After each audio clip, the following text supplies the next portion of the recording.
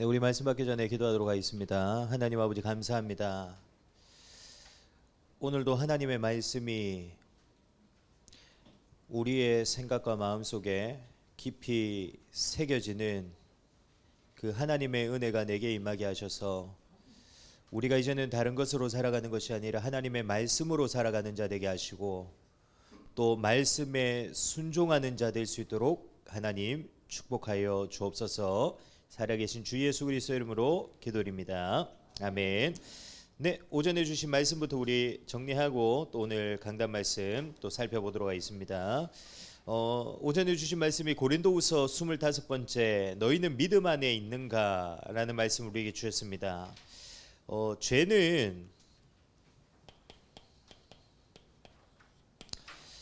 죄는 반드시 어떤 결과를 가져오게 됩니까? 죄는 우리의 모든 영역을 완전히 파괴시킬 뿐만 아니라 결국 죄는 우리를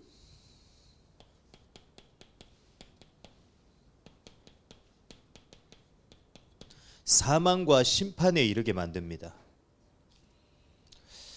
죄는 죄로 단순히 끝나는 것이 아니라요, 죄는 반드시 우리의 모든 영역을 파괴시켜 나가고 그 죄는 반드시 우리를 사망과 심판에 이르게 만듭니다. 그래서 우리는 반드시 죄와 죄악된 우상 숭배 속에서 우리는 벗어나야 돼요. 우리는 반드시 벗어나야 됩니다. 그러면 무엇으로만 우리가 이 속에서 벗어나게 되죠? 우리가 어떻게 할 때 벗어나게 됩니까? 우리가 죄를 회개하고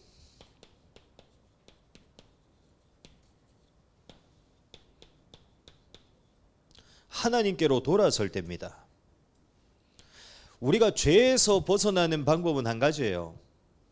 우리의 죄를 회개하고 하나님 앞에 그 하나님께로 완전히 돌아서게 될 때 우리가 죄 가운데서 벗어나게 됩니다. 그러나 중요한 것은 우리가 죄를 깨닫고 죄를 회개하며 하나님께로 우리가 돌아서는 것조차 결국에는 무엇으로 되어지냐? 우리의 것으로 되어지는 게 아니죠. 이 모든 것은 결국 하나님의 전적인 무엇으로만 되어지냐? 은혜로만 되어집니다. 우리가 회개하고 싶다고 해서 회개되어지는 게 아니에요. 우리가 하나님께로 돌아서고 싶다고 해서 돌아서게 되는 게 아닙니다. 내게 뭐가 임해야 되냐? 하나님의 은혜가 임해야 돼요. 하나님의 은혜가 내게 임해야 죄가 무엇인지 깨닫고 죄를 회개하게 되고요. 하나님의 은혜가 내게 임해야 결국엔 우리가 뭘 하게 되냐? 그 죄에서 돌아서게 되는 역사가 일어나게 되는 겁니다. 그래서 우리는 날마다 나를 어디 앞에 세워야 됩니까? 그 하나님의 은혜가 내게 임하는 그리스도 예수의 복음 앞에, 하나님의 말씀 앞에 우리를 세워야 돼요. 하나님께서 우리에게 은혜 주시겠다 약속하신 하나님의 통로와 하나님의 방편이 그리스도 예수의 복음, 그 복음의 말씀이기 때문에 우리가 끊임없이 나를 어디 속에 세워야 되냐? 그리스도 예수 앞에, 하나님의 말씀 앞에 나를 세워나가야 되는 것입니다.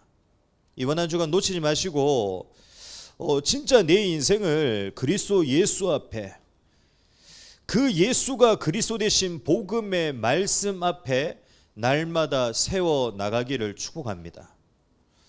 우리가 진짜 복음 앞에 날마다 나를 세워나가잖아요. 어떤 일이 내게서 일어나게 되냐?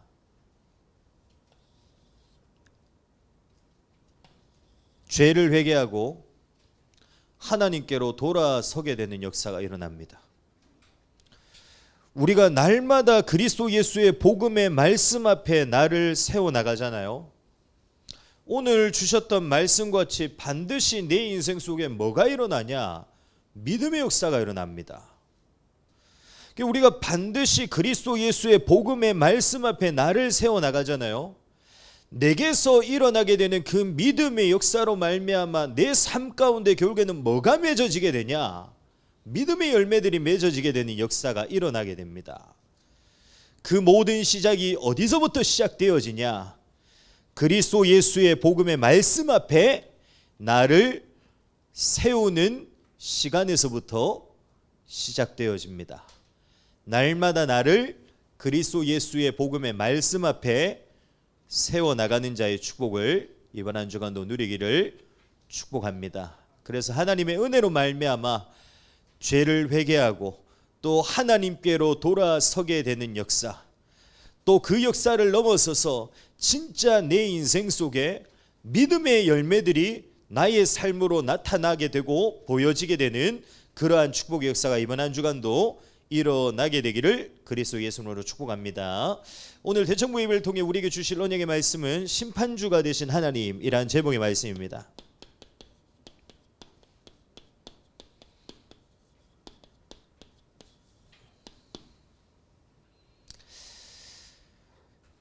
하나님은 우리에게 무한한 사랑과 은혜와 긍휼을 베푸시는 그 하나님이신 동시에 하나님은 우리가 잘 알고 있듯이 죄에 대한 것은 용납하거나 허용하지 않으시는 거룩하신 하나님이십니다. 그래서 하나님께서는 죄에 대한 것은 반드시 어떻게 하시죠? 하나님께서 죄에 대한 것은 반드시 내버려 두시지 않으시고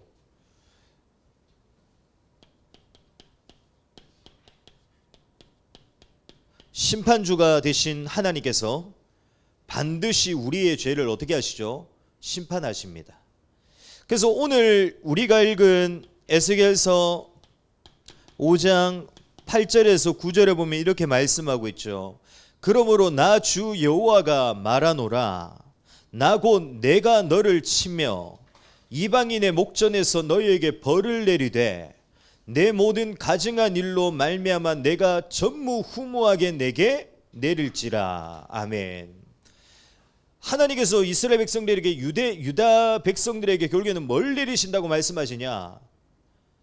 심판을 내리실 것을 분명히 말씀하십니다. 벌을 내리실 것을 하나님께서 말씀하시죠.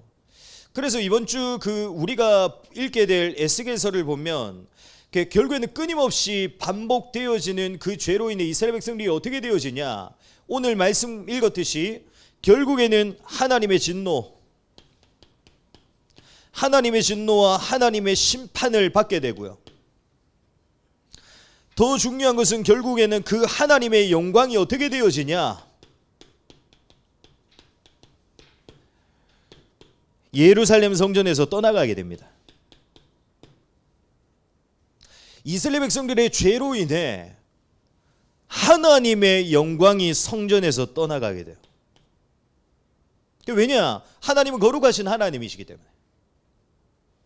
하나님은 죄가 있는 곳에는 거할 수가 없는 분이시기 때문에 결국에 이스라엘 백성들의 죄로 인해 어떻게 되어지냐? 하나님의 영광이 성전에서 떠나가게 됩니다. 그래서 에스겔서 10장 18절에서 19절에 보면 이렇게 말씀하고 있습니다. 여호와의 영광이 성전 문지방을 떠나서 그룹들 위에 머무르니 그룹들이 날개를 들고 내 눈앞에 땅에서 올라가는데 그들이 나갈 때 바퀴도 그 곁에서 함께 하더라.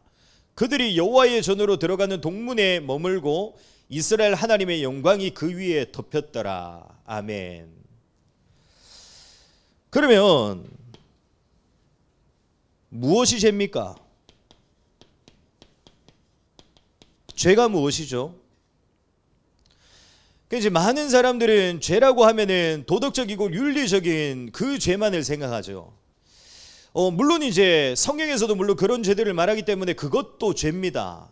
그러나 성경이 진짜 말하는 죄의 본질은 뭐냐? 하나님께서 우리에게 주신 하나님의 계명을 지키지 않고 어기는 것이 바로 죄입니다. 하나님이 우리에게 주신 계명, 하나님의 말씀을 지키지 않고 어기는 것이 바로 죄예요. 그래서 그 웨스트민스터 소요리 문답 14문을 보면은 죄에 대해서 이렇게 정의하고 있습니다. 죄는 하나님의 율법을 조금이라도 순종하지 않거나 이를 범하는 것이다. 죄는 하나님의 율법, 하나님의 말씀, 하나님의 계명을 조금이라도 순종하지 않거나 이를 범하는 것이 바로 죄라고 말씀하고 있습니다. 그러면 하나님께서 우리에게 주신 계명은 뭐죠? 하나님께서 우리에게 어떤 계명을 주십니까? 성경을 보면은 성경의 말씀을 통해서 하나님께서 우리에게 계명과 율법을 주고 계시죠. 근데 이제 성경을 보면은 우리가 지켜야 될 수많은 계명과 율법들이 나오고 있지만 결국 그 모든 계명과 율법들의 결국에는 핵심되어지는 부분이 뭐냐?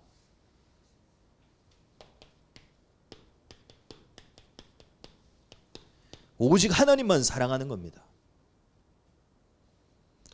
우리가 오직 하나님을 사랑하는 것이 하나님의 계명입니다.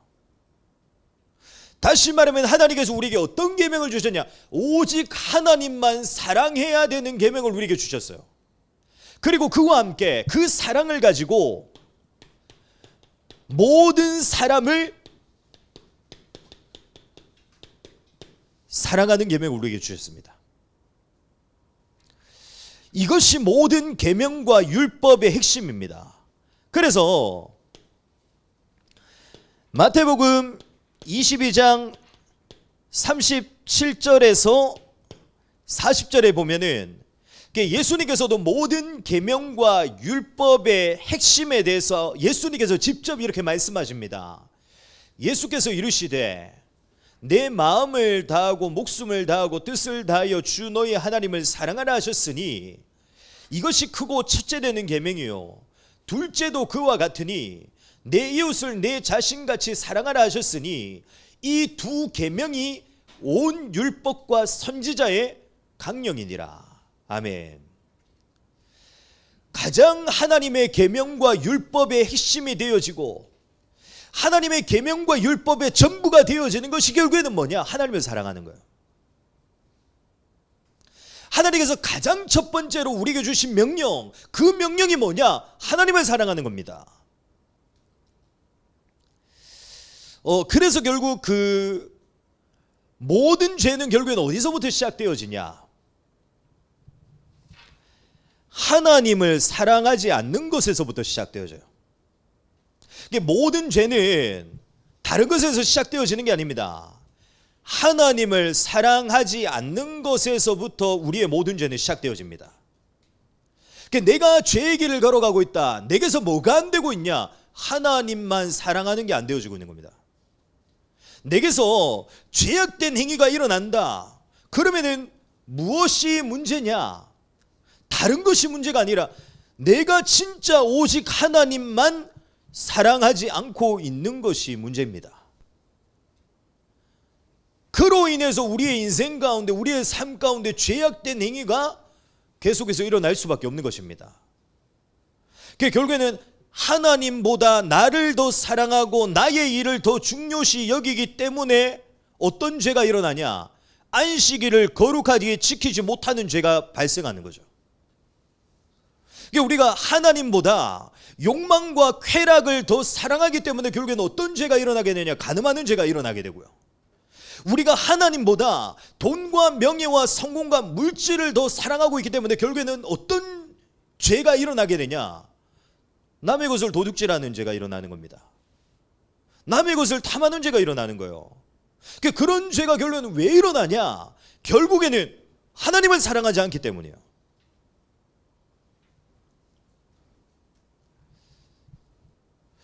그래서 우리가 반드시 어떤 축복을 누려야 되냐? 진짜 하나님만 사랑하는 자의 축복을 누리기 시작해야 됩니다. 우리가 하나님을 사랑하는 이 계명을 지키는 자가 되어져야 돼요. 우리가 어떻게 하면 죄의 길을 걸어가지 않게 되냐? 진짜 우리가 하나님만 사랑하는 자가 되면 됩니다.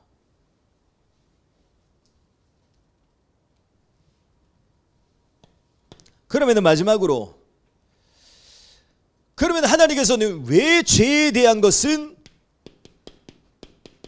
우리의 죄를 왜 하나님은 반드시 심판하십니까? 하나님께서 우리의 죄를 왜 심판하시죠? 하나님께서는 단순히 우리를 어렵고 힘들게 하시기 위해, 죄인을 멸망시키시기 위해서 심판하시는 것이 아닙니다. 심판은 그 하나님의 거룩하시고 의로우신 그 하나님의 성품과도 연결되어지는 부분들이지만, 심판의 이유와 목적은 단순히 그냥 하나님의 성품으로만 연결되어지는 게 아닙니다. 심판을 통해 결국에는 하나님께서 우리에게 무엇을 드러내시고 무엇을 나타내시길 원하시냐, 하나님께서는 결국에는 심판을 통해서도 하나님 자신을 우리에게 드러내시고 나타내시길 원하세요. 하나님이 왜 우리를 심판하시냐, 우리를 어렵게 만들고 힘들게 만들기 위해서가 아니라 심판을 통해서 진짜 살아계신 하나님, 그 하나님을 알게 하시기 위해서 우리를 심판하시는 겁니다. 그래서 우리가 이번 주에 읽어나갈 그 에스겔서를 보면 약 60회나 그 60회 이상 하나님께서 끊임없이 반복해서 우리에게 선언하시고 선포하시는 하나님의 말씀이 뭐냐? 그들이 내가 여호와인 줄 알리라. 에스겔서가 48장까지 밖에 없는데 60회 이상을 하나님께서 뭘 말씀하시냐? 그들이 내가 여호와인 줄 알리라. 너희는 내가 여호와인 줄을 알리라. 그게 왜냐? 결국에는 하나님께서 심판을 통해 뭘 알기를 원하시냐? 하나님을 알기를 원하세요. 심판을 통해 무엇을 인정하기를 원하시냐? 하나님을 인정하기를 원하십니다. 결국에 심판을 통해 하나님이 무엇을 깨닫기를 원하시냐? 창조주가 되시고 주권자가 되시고 전능자가 되시고 모든 것을 심판하시는 심판주가 되시는 분은 하나님이시구나. 그 사실을 하나님은 깨닫기 위해 우리를 심판하시는 겁니다.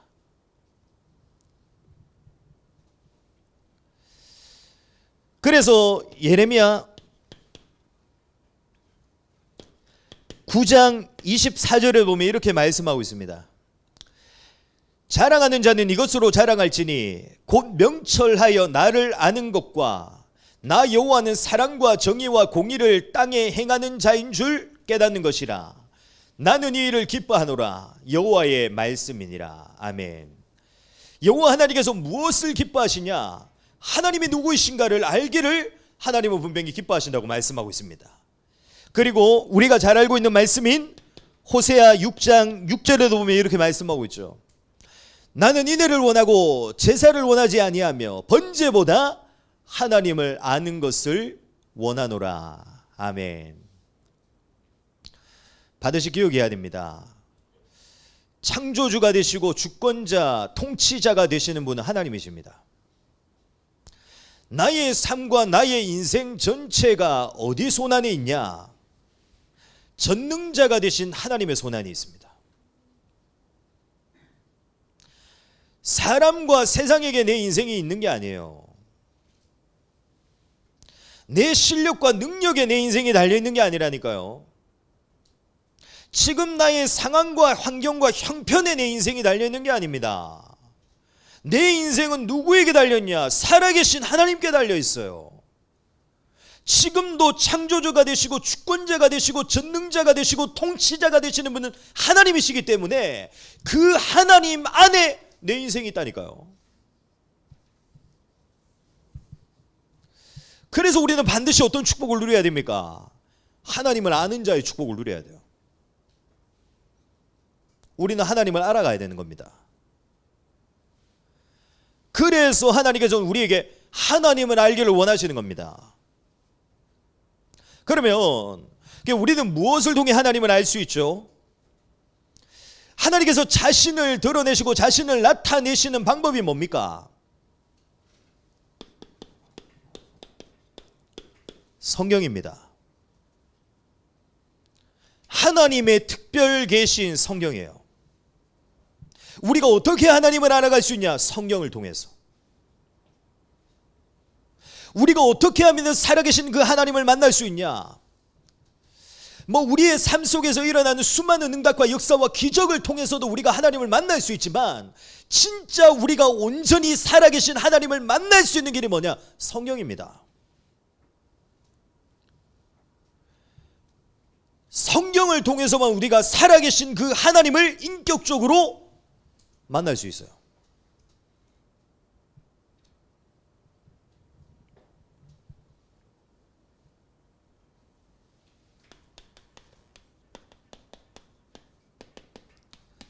그래서 사무엘상 3장 21절에 보면 이렇게 말씀하고 있죠.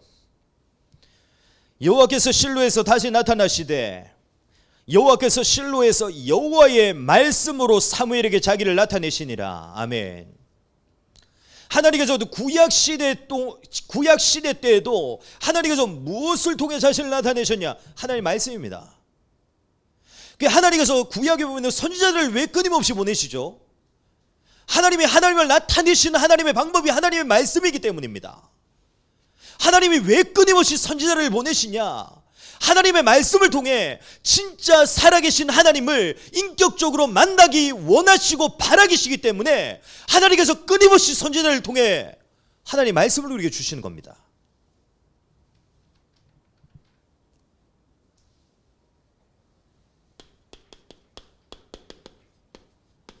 요한복음 5장 39절에 보면 이렇게 말씀하고 있습니다. 너희가 성경에서 영생을 얻는 줄 생각하고 성경을 연구하거니와 이 성경이 곧 내게 대하여 증언하는 것이니라. 아멘. 성경은 누구에 대해서 증언하고 있냐? 하나님에 대해서 증언하고 있습니다. 다시 말해 우리가 하나님을 알 수 있는 길, 하나님을 인격적으로 만날 수 있는 길 뭐밖에 없냐? 성경밖에 없어요. 이번 한 주간도 성경을 읽으시길 바랍니다. 이번 한 주간도 성경을 묵상하는 자의 축복을 누리기를 바랍니다. 이번 한 주간도 성경 속에 있는 우리의 삶이 되어지기를 축복합니다. 우리가 하나님의 특별 계신, 하나님이 자기를 계시해서 나타내 보이시는 이 속으로 우리가 들어가지 않자면 하나님을 온전히 알 수가 없습니다. 그러면 우리가 평생을 어떻게 신앙생활을 해야 되냐? 하나님을 불확실하게 알고 신앙생활을 해야 된다니까요. 결국에는 문제가 오고 어려움이 오면 왜 흔들리냐? 하나님을 불확실하게 알고 있기 때문이에요. 왜 고민되어지고 갈등되어지냐? 하나님을 불확실하게 알고 있기 때문입니다.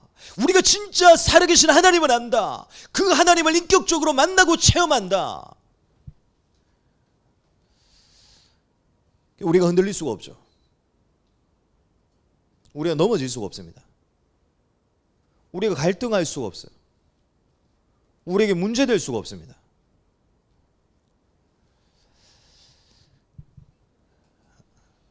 지금부터라도 읽어 나가시길 바랍니다.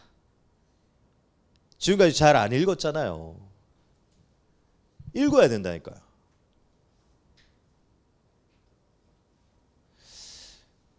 지금 우리 교단과 총회 안에 있는 수많은 문제들이 아직 남아있는데, 그 문제들이 결국에는 남아있는 이유 중에 가장 큰 이유가 뭐냐? 이거 읽지 않았기 때문에. 우리가 지금까지. 다시 우리가 회복해야 됩니다. 진짜 성경을 알아가는 자의 축복을 누려야 돼요. 그러기 위해서 반드시 성경을 읽고 묵상하는 자 되기를 축복합니다. 우리의 삶 속에 성경이 있는 자의 축복을 이번 한 주간 누려나가기를 축복합니다. 그래서 진짜 하나님을 아는 자가 되어지고 하나님을 알아가는 자의 축복 속에 이젠 우리가 죄와 사망과 심판의 길을 걸어가는 것이 아니라 진짜 하나님을 사랑하는 자의 계명을 지키며 하나님이 기뻐하시는 그 길을 걸어가게 되시기를 그리스도 예수님으로 축복합니다. 우리 옆에 있는 사람한테 한번 인사합시다. 성경 읽읍시다. 성경 묵상합시다.